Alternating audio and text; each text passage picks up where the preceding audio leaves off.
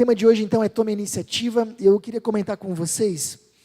Tempos atrás, eu ouvi uma recomendação que para mim fez muito sentido. Uma pessoa comentou que na época de hoje, que acaba sendo uma época tão carente de boas referências, é muito importante de vez em quando nós lermos uma biografia de alguém que possa servir como referência para nós. E eu peguei esse conselho para mim e fica um conselho para vocês também.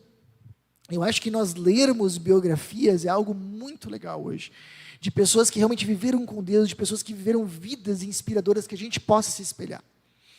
E faz agora umas 2, 3 semanas, eu terminei essa biografia de um homem chamado George Miller. E eu queria contar para vocês como essa história impactou a minha vida. Esse homem nasceu em 1805, na Prússia, hoje atual Alemanha, e ele era um vigarista, mas um vigarista de marca maior. Apesar de ter nascido numa família bem abastada, ele gostava muito de jogar, e jogava valendo dinheiro. Então o homem estava sempre se dando mal e sempre devendo. E ele dava golpes, às vezes, nos grandes amigos dele, para conseguir dinheiro. Teve uma vez, olha só, e é real, que ele fingiu que ele foi assaltado na faculdade, fez um escarcéu, chorou, fez um drama, e os amigos ficaram tão sensibilizados que fizeram uma vaquinha para ele, para consolar ele, e ele nunca tinha sido assaltado. E aí, chega na hora que ele precisa, pressionado por pai, optar por uma faculdade, né? E ele decide ir para a faculdade de teologia para ser pastor. Por quê? Porque queria ajudar as pessoas? Não, porque na época era uma posição de bastante prestígio e ganhava muito bem. E ele foi. E realmente vai lá, vai na faculdade e continua com as mesmas coisas, dando golpe nas pessoas, indo em estabelecimentos sem pagar, jogando, bebendo, é uma loucura. Mas um dia, convidam ele para um estudo bíblico. E ele vai, porque ele queria dar risada do amigo dele que tinha convidado. Ele pensou, vai ser uma fonte de piadas. E ele foi. Mas aquele estudo bíblico impactou o coração dele. Um estudo bíblico que nem a gente faz, sabe? 6, 7, 8 pessoas, lendo a Bíblia juntos, orando juntos. E ele saiu daquilo lá e ele disse, eu nunca senti algo como eu senti agora.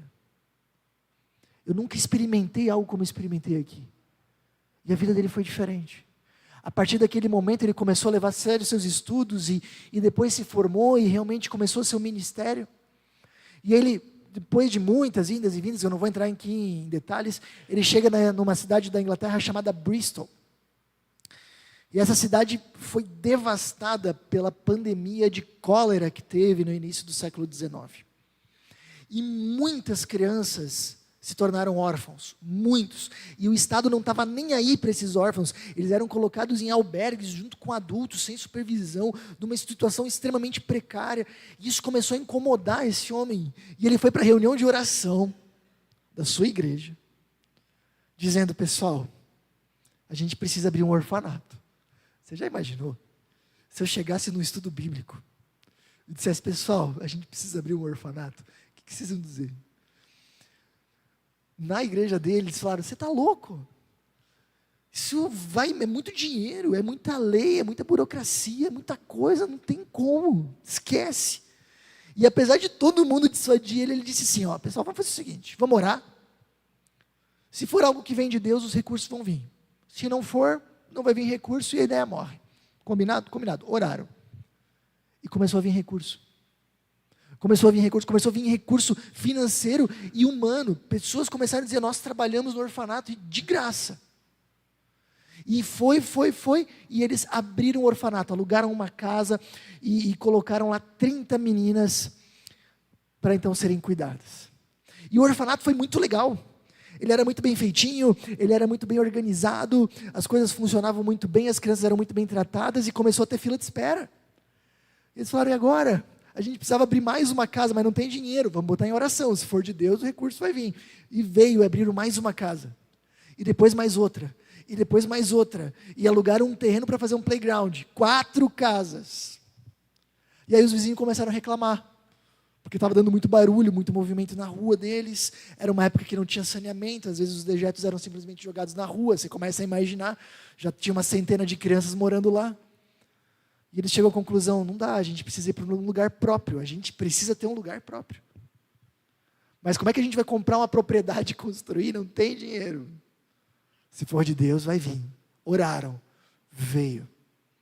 Compraram uma chácara no interior. Construíram a primeira casa. Abrigando mais de 100 órfãos. Mas de novo a fila de espera ficava cada vez maior. Mais uma casa, mais outra, mais outra, mais outra. No final, sabe de quantos órfãos eles estavam cuidando? 200? 300? 500? 2.000 órfãos, simultaneamente. E não era fácil.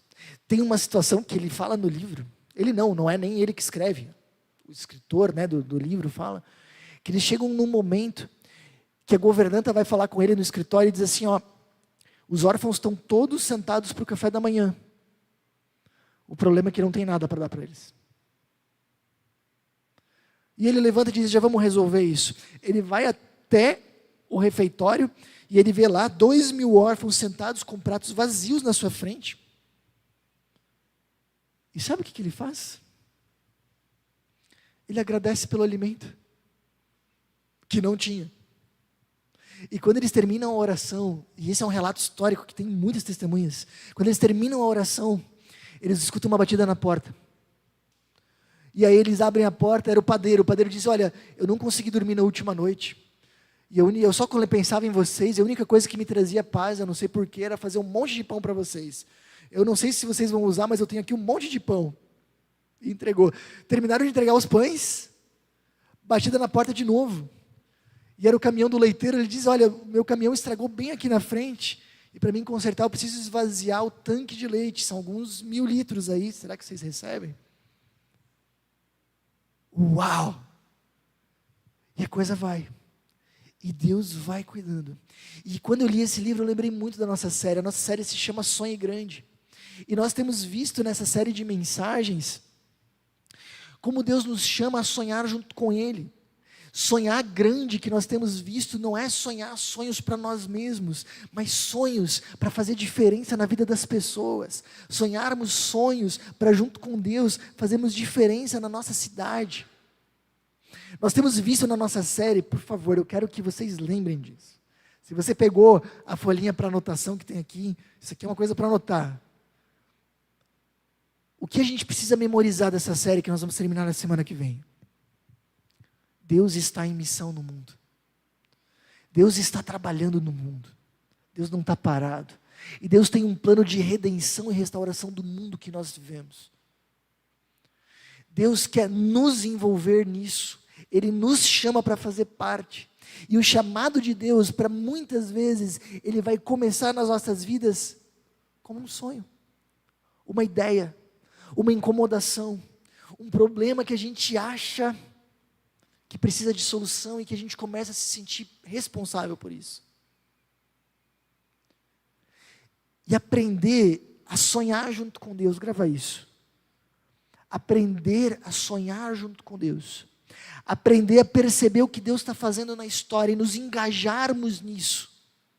Traz outra dimensão de significado e sentido para a nossa vida. Traz outra motivação para a nossa vida, porque Deus não nos fez só para carreiras profissionais. Deus nos fez para amarmos a Ele e as pessoas. Deus nos fez para fazermos diferença no mundo. Gente, se você não lembrar nada desse mês, dessa série, lembre disso. Deus te chama para sonhar junto com Ele e fazer diferença nesse mundo. Para perceber o que Deus está fazendo na história e se engajar. E se você fizer isso, eu tenho certeza que você, como George Miller, um dia vai chegar, em algum momento da sua vida, olhar para trás e dizer, valeu a pena, construir uma grande história, junto com Deus, minha vida fez diferença. Então, nós estamos vendo como sonhar junto com Deus. E hoje nós vamos falar sobre a prática, sobre realmente botar a mão na massa, o que eu posso fazer. E para isso eu queria ler com vocês uma das parábolas mais famosas de Jesus, que está em Mateus capítulo 25, 14 a 30. Você pode acompanhar ou aqui da projeção ou a partir da sua Bíblia.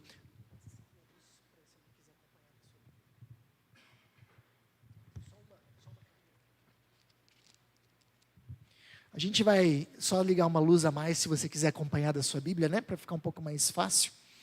Depois da leitura a gente já escurece de novo o ambiente, tá bom? Mateus 25, 14 a 30. O reino dos céus também pode ser ilustrado como a história de um homem que estava para fazer uma longa viagem. Ele reuniu seus servos e lhes confiou o seu dinheiro, dividindo de forma proporcional à capacidade dos seus servos. Ao primeiro entregou 5 talentos, ao segundo 2 talentos e ao último 1 talento. Então foi viajar. O servo que recebeu 5 talentos começou a investir o dinheiro e ganhou outros 5. O servo que recebeu 2 talentos também se pôs a trabalhar e ganhou outros 2. Mas o servo que recebeu 1 talento cavou um buraco no chão e ali escondeu o dinheiro de seu senhor. Depois de muito tempo, o senhor voltou de viagem e os chamou para prestarem contas de como haviam usado o dinheiro. O servo ao qual ele havia confiado 5 talentos se apresentou com mais 5. O senhor me deu 5 talentos para investir e eu ganhei mais 5. O senhor disse: muito bem, meu servo bom e fiel. Você foi fiel na administração dessa quantia pequena e agora lhe darei muitas outras responsabilidades. Venha celebrar comigo. O servo que havia recebido 2 talentos se apresentou e disse: o senhor me deu 2 talentos para investir e eu ganhei mais 2. O senhor disse: muito bem, meu servo bom e fiel. Você foi fiel na administração dessa quantia pequena e agora lhe darei muitas outras responsabilidades. Venha celebrar comigo. Por último, o servo que havia recebido 1 talento veio e disse: eu sabia que o Senhor é homem severo, que colhe onde não plantou e ajunta onde não semeou. Tive medo de perder seu dinheiro, por isso o escondi na terra. Aqui está ele. O Senhor, porém, respondeu: servo mau e preguiçoso. Se você sabia que eu colho onde não plantei e ajunto onde não semeei, por que não depositou meu dinheiro? Pelo menos eu teria recebido os juros. Em seguida ordenou: tirem o dinheiro deste servo e deem ao que tem 10 talentos. Pois ao que tem, mais lhe será dado, e terá em grande quantia mais do que nada tem, mesmo que não tem, lhe será tomado. Agora lancem esse servo inútil para fora na escuridão, onde haverá choro e ranger de dentes. Até aqui, gente. Vocês sabem, às vezes a gente usa metáforas de vida, né? Você já deve ter ouvido algumas metáforas de vida. Tipo, a vida é como um jogo de cartas. A gente tem que jogar, fazer o melhor com o que tem. Já ouviu isso? Eu já. Quer ver uma outra metáfora de vida? A vida, ela é como uma montanha-russa. Tem seus altos e baixos. Já ouviram isso? Jesus aqui traz uma metáfora de vida. Jesus aqui traz uma metáfora de vida muito legal, para a gente entender o que é a vida e ver se a gente está no rumo certo. Jesus está dizendo: a vida é uma incumbência de confiança. A vida é uma incumbência de confiança. A história que nós lemos conta a história de um homem rico, provavelmente um homem de negócios, que sai, e antes de sair, ele confia os seus recursos financeiros para pessoas administrarem. Talento era uma medida da época, que equivalia a 35 quilos de ouro ou de prata. Alguns estudiosos sugerem que, para a gente ter uma referência, 1 talento equivale mais ou menos a 20 anos de salário de um trabalhador braçal. É muito, muito recurso. Então esse homem de negócios, ele deixa seus recursos com alguns administradores e dizem: agora, invistam, cuidem desse recurso para mim. E um dia ele chega, depois de muito tempo, para agora prestar contas do que foi feito com o seu recurso. E Jesus está dizendo: a vida é assim. É uma tarefa de confiança. É uma incumbência de confiança. Deus, nosso Criador, nos criou e nos deu de presente o maior presente de todos, a vida. Com toda a sua riqueza, com tudo que nós temos, com tudo que nós somos, com as nossas capacidades, com as nossas habilidades, com os nossos contatos, com os nossos recursos financeiros, Deus nos deu a vida. E quando Deus nos dá a vida, Ele dá uma incumbência. Invista a sua vida. Administre bem a vida que eu estou te dando. E um dia, de acordo com a parábola de Jesus, estaremos frente a frente com o nosso Criador para prestar contas disso. Essa é a ideia da parábola. Rick Warren, um dos grandes autores cristãos, ele coloca: nosso tempo sobre a terra, nossa energia, inteligência, oportunidades, relacionamentos e recursos são dádivas que Deus nos confiou para cuidarmos e administrarmos. Somos mordomos, não donos de tudo o que Deus dá. E aí a grande pergunta que Jesus levanta nessa parábola é: aos olhos de Deus, aos olhos do teu Criador, estou sendo um bom administrador da vida que Ele me deu? E aí? Reflete nisso. Essa é a pergunta central. Aos olhos do meu Criador, que me deu a vida, eu estou sendo um bom administrador da vida que Ele me deu?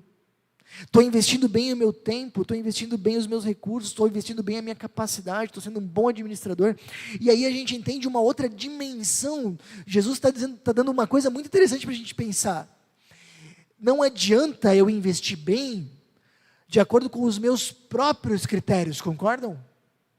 Eu tenho que investir bem a minha vida de acordo com os critérios de quem me confiou a vida.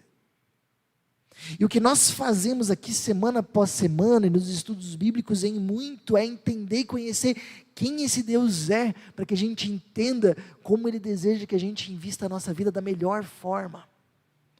Esse Deus nos chama a investirmos a nossa vida em amor a Ele, em amor ao seu reino, em amor ao próximo.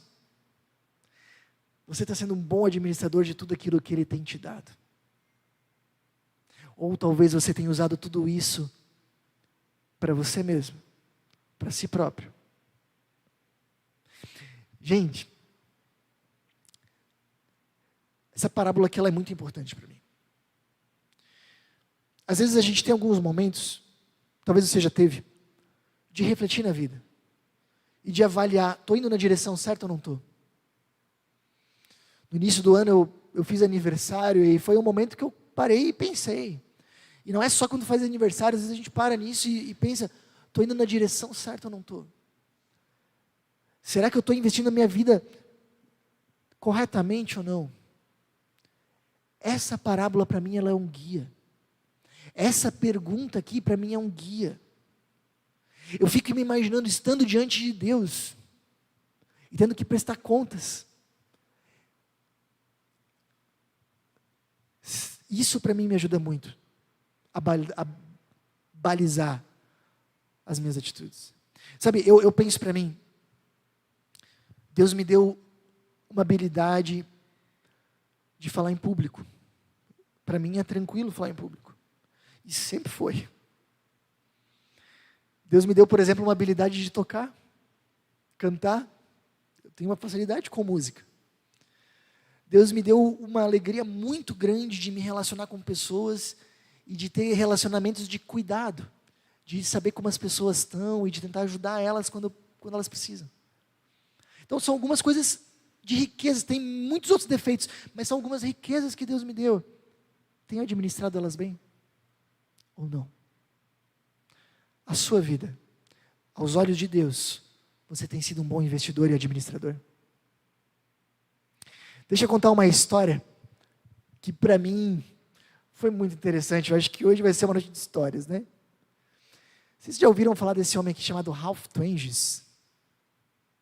Ele é brasileiro e ele foi incluído em 2020 numa lista de 17 líderes reconhecidos pela ONU como líderes promissores. Um grupo de 17 líderes no mundo reconhecidos pela ONU, brasileiro. Ele é formado em Direito pela USP e em Economia pelo INSPER. E aos 24 anos ele fundou a ONG Renovatio, que é um sistema de clínicas oftalmológicas móveis para levar consultas oftalmológicas a quem não conseguiria. Não só isso, ele também fundou o Instituto Verbem, que é um instituto que organiza a produção de óculos de baixo custos para doar para pessoas que não podem comprar. E ele tem, realmente, essas ONGs têm impactado milhares de vidas, e ele fala como ele começou nessa história. Ele diz assim, fiquei sabendo que 680 milhões de pessoas no mundo precisavam de óculos, mas não podiam pagar. Fiquei com isso na cabeça e fui estudar. Além disso, há uma relação muito maior do que pensamos entre evasão escolar e problema de visão. E ele continua, e essa parte aqui para mim é mais impactante. Na Amazônia eu conheci a dona Suzana, com 76 anos, 15 filhos, 56 netos e vários bisnetos. Nos bisnetos ele nem conta mais. Não dá mais, né? Olha só, ela teve o primeiro atendimento oftalmológico da vida dela, 76 anos. E ela começou a chorar, falando que finalmente poderia ler a Bíblia novamente.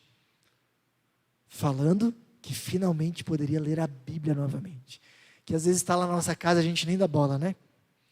Decidi que eu queria fazer algo maior. Esse para mim é um grande exemplo de alguém que aprendeu a sonhar grande, junto com Deus. E não começou grande, começou pequeno, mas ele aprendeu e foi fazer a parte dele. Uma pessoa que estudou nas melhores universidades do país, que tem uma formação invejável, mas decidiu não usar isso para si mesmo, decidiu usar isso para o bem do que Deus queria fazer no mundo. E impactou milhares e milhares de vidas.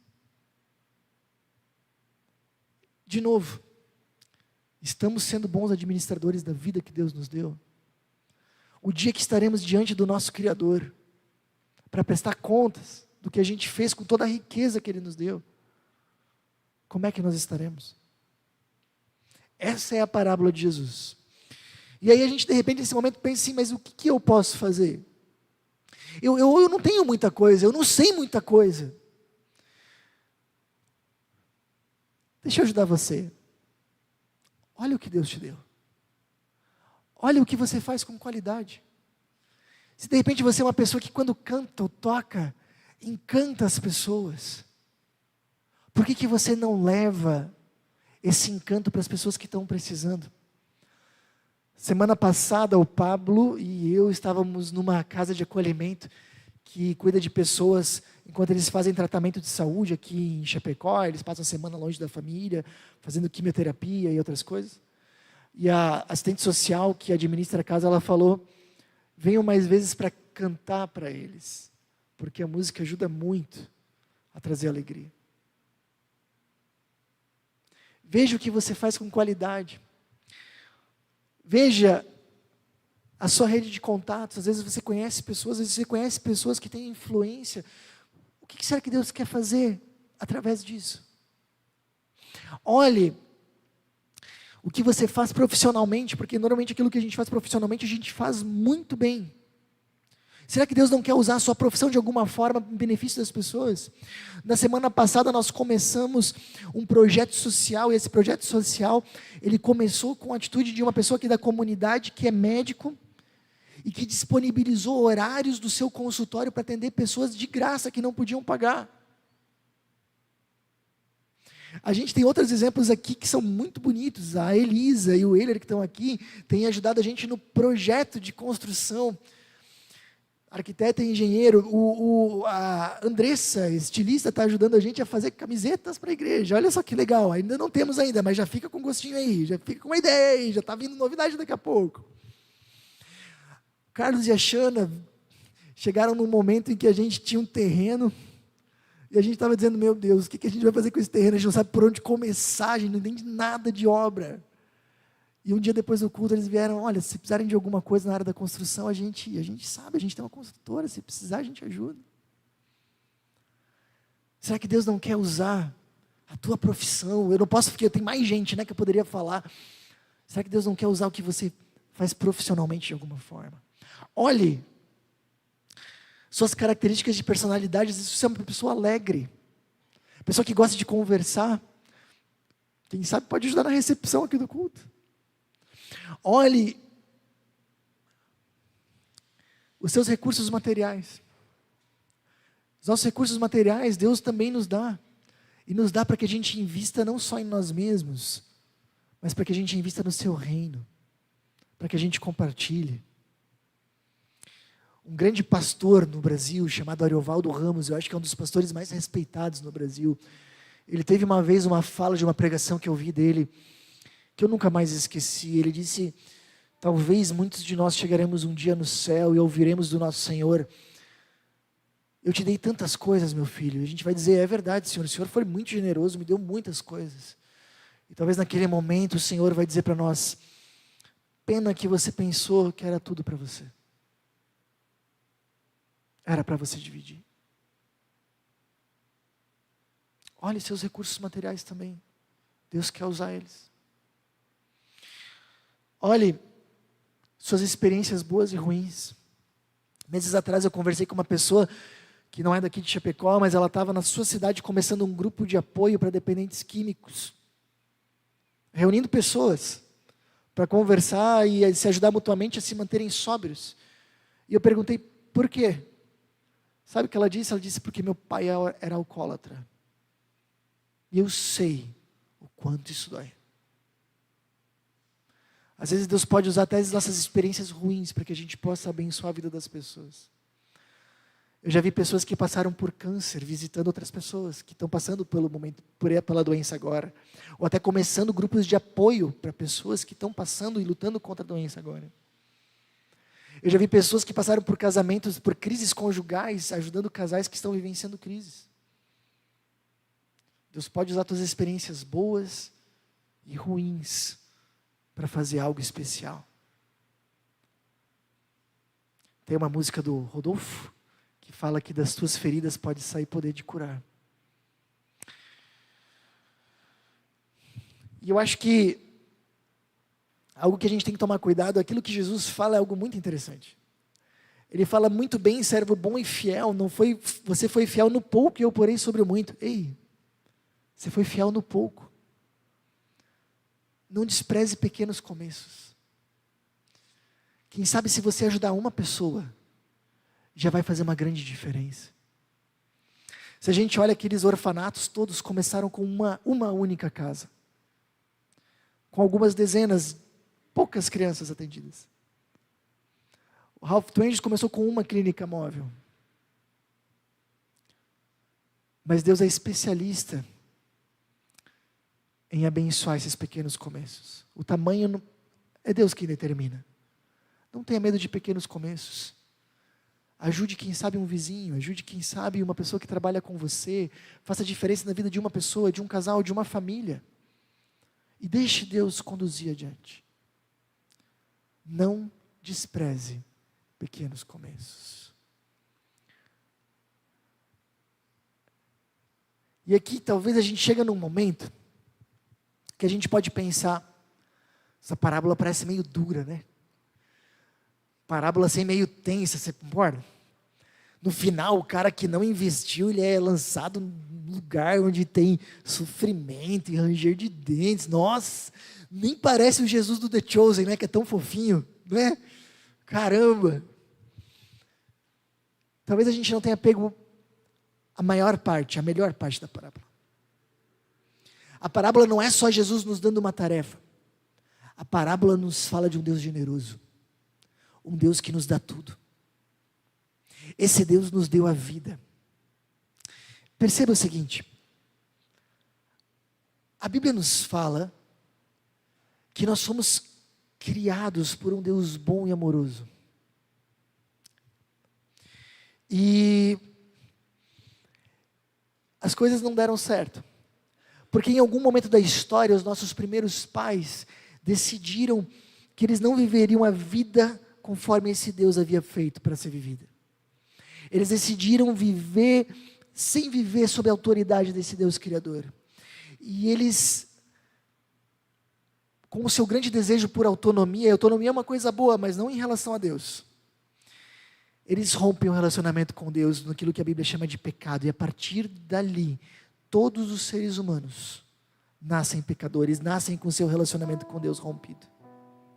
O Lutero, Martinho Lutero, ele fala que o ser humano pecador é um ser humano auto-encurvado, a gente só consegue enxergar o nosso próprio umbigo. O estilo de vida de nós, nosso estilo de vida, depois do pecado, a gente olha muito para nós mesmos, para as nossas necessidades, para os nossos sonhos, para as nossas dores, para as nossas dificuldades. A gente tem uma dificuldade muito grande de olhar os outros. O tempo que a gente dedica às vezes para o outro, para olhar, para ouvir, é literalmente o tempo que sobra quando sobra. Mas esse Deus não desiste de nós. Ele é tão amoroso e generoso que ter nos criado não foi o suficiente. Ele veio ao nosso resgate. E Ele manda ninguém menos do que seu próprio Filho, que se faz um ser humano e vem ao nosso encontro. O próprio Deus, o Deus que é amor, se faz um ser humano, e durante 3 anos, pelo menos de ministério, durante 33 anos, mas especialmente 3 anos de ministério, Ele nos ensina o que é a vida, como ela foi feita para ser vivida, e nos mostra como nós estamos longe daquilo que nós deveríamos viver. Quando nós olhamos para Jesus, nós percebemos como nós deveríamos viver a vida, e nós percebemos como nós estamos distantes disso, por causa do nosso pecado. Mas esse Jesus, no final da sua vida, Ele morre no nosso lugar, assumindo a nossa culpa, assumindo o castigo da nossa desobediência, da nossa rebeldia, para nos trazer perdão e nos ensinar a viver com Deus.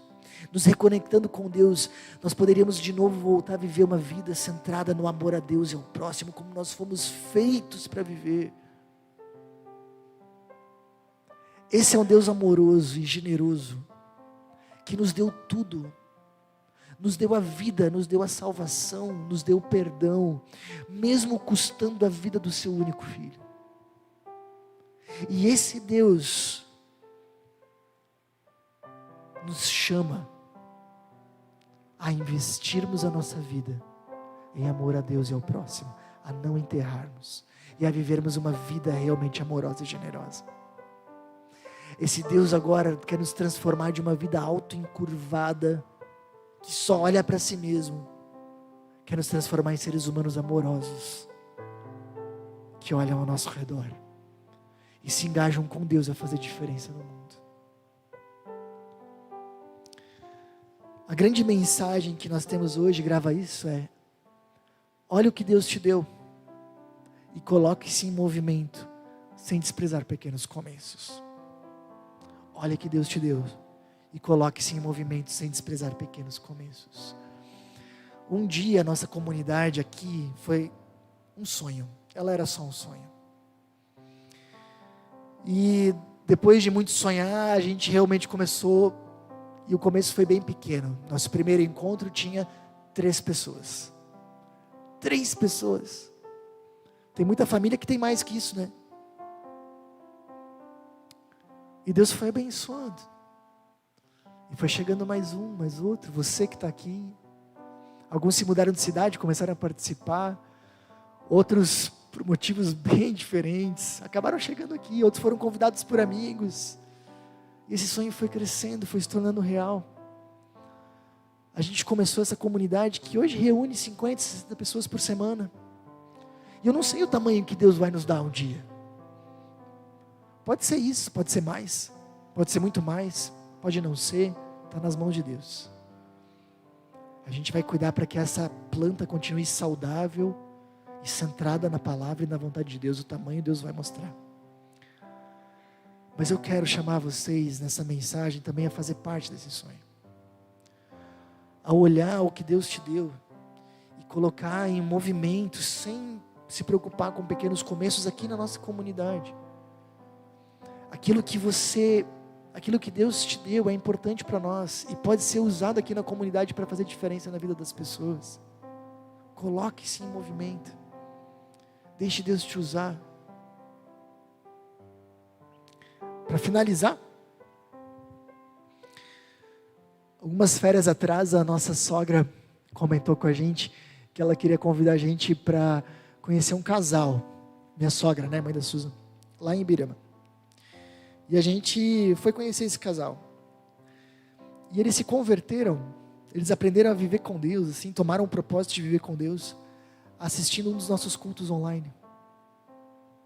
Por aquela câmera. A uma cidade de 400 quilômetros de distância. E a minha sogra queria que a gente conhecesse eles, porque eles nunca conheceram a gente ao vivo, era só pela câmera. E foi muito legal ouvir deles e conversar com eles. E depois daquela noite, eu mandei uma mensagem para o pessoal da nossa equipe técnica. E disse, olha, vocês que estão aí, transmitindo, cuidando do som, da projeção, todo domingo, vocês estão fazendo mais diferença do que vocês imaginam. Sua vida pode fazer diferença. Seus dons. Avalie, aos olhos de Deus, tenho administrado bem a riqueza de vida que me foi confiada? Você tem sido um bom administrador do maior projeto de todos, a vida? Você tem investido a sua vida onde Deus quer? O seu reino. Busque em primeiro lugar o reino de Deus. Decida, olha o que Deus te deu, coloque-se em movimento, sem desprezar pequenos começos. Eu tenho 2 recados rápidos para você que tem acompanhado as nossas mensagens. Primeiro, eu queria muito te encorajar, se for possível, a você participar dos nossos encontros presenciais. É uma forma de nós podermos nos conhecer e de você poder aprender ainda mais com a gente. Segundo recado, se você deseja contribuir financeiramente com a nossa comunidade, todos os nossos dados bancários estão aparecendo agora na sua tela. Essa é uma forma importante de você nos ajudar a espalhar ainda mais a mensagem de Jesus para fazer a diferença no coração de ainda mais pessoas. Pense nisso. Até a próxima!